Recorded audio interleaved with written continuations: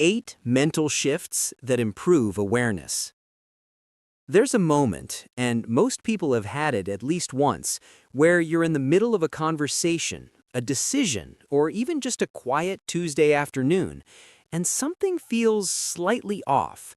Not wrong exactly, not painful. You built so long ago you forgot it was a story. Most people brush past that feeling. They call it stress or tiredness or just one of those days. They reach for their phone, pour another coffee, and keep moving. Not because they're avoiding something, but because nobody ever told them that feeling is actually a doorway. That slight dissonance, that flicker of, wait, is this really how things are? Is your awareness trying to update itself? And the reason so many intelligent, perceptive people stay stuck in patterns they can't quite name is not because they lack insight. It's because they never learned that awareness isn't a fixed thing. It's a muscle. It shifts. And there are very specific ways that shift happens. What follows isn't advice. It's more like a map of something that's probably already been happening inside you without a name. The first shift is one that almost nobody talks about honestly. It's the move from reacting to noticing. These sound similar, but they're not. When you react, you're living inside the story the moment is telling you. When you notice, you step a few inches outside it. Neuroscience has a term for this: cognitive diffusion. It's the brain's ability to observe its own processes rather than just execute them.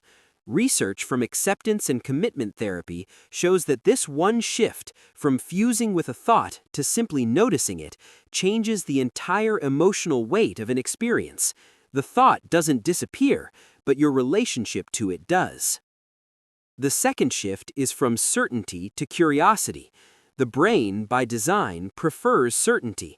It conserves energy by building predictive models, routines, assumptions, familiar conclusions. This is efficient. It's also the thing that makes people see what they expect to see instead of what's actually there. The shift isn't about doubting everything. It's about holding your conclusions a little more loosely, asking, what else could this mean, without needing an answer. That question alone opens a neural pathway that certainty keeps closed. The third shift is from self-blame to self-archaeology. When something keeps going wrong, the same argument, the same wall, the same pattern, the instinctive move is to judge yourself for it. The more useful move is to get genuinely curious about where it came from, not to excuse it, to understand it. Most behavioral loops that feel irrational in adulthood were once completely rational adaptations to an earlier environment. The nervous system learned something, and it's still teaching it. That's not weakness, that's loyalty to a survival strategy that worked once. The fourth shift is from emotion as information to emotion as weather. This one has a paradox in it. Emotions are real, they matter, and they are also temporary atmospheric conditions passing through a nervous system, not permanent truths about reality.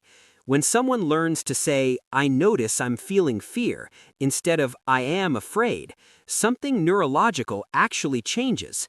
The prefrontal cortex re-engages, the amygdala quiets slightly. The experience is the same, but the relationship to it is different. You become the sky, not the storm. The fifth shift is from the story of who you are to the experience of how you actually function. Most people carry a self-concept that was assembled by age 12. It gets updated occasionally, but the core architecture stays. The shift here is to start watching yourself in real time instead of through the lens of that old story. Not, I'm someone who gets anxious in social situations, but I notice tension in my chest when I walk into a room full of strangers. One is an identity, one is data. Data can be worked with. Identities are much harder to move. The sixth shift is from avoiding discomfort to reading it. This is perhaps the most counterintuitive one.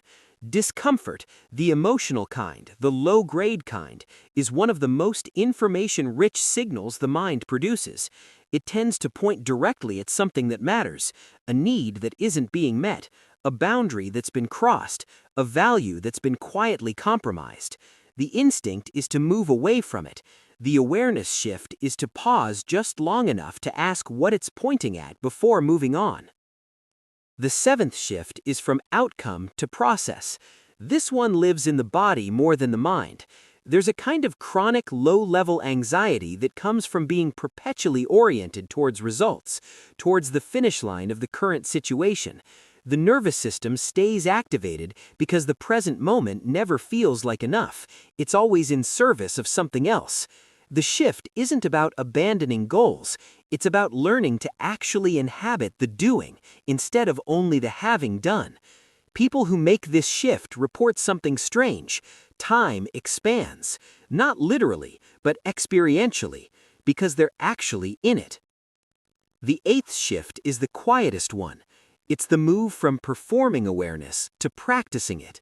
There's a version of self-awareness that becomes its own performance, the person who is always reflecting, always processing, always articulating insight, but somehow never quite changed by any of it. Real awareness is less theatrical. It happens in the pause before you speak, in the moment you catch an old assumption and choose not to act on it, in the small, unremarkable choice to see what's actually in front of you. It doesn't look impressive. That's how you know it's working. None of these shifts are moral achievements. They're not things to force or measure. They don't make you a better person in any scorable sense. They make you a more accurate reader of your own experience, which tends to change things quietly, gradually, and in ways that matter more than any single breakthrough. If something here felt familiar, or if it named something you felt but couldn't find words for, that recognition is itself a form of awareness beginning to move. There's more beneath it. The way you relate to other people, the way you interpret silence, the way you make decisions when you're afraid, all of it connects, and it all starts from exactly where you already are.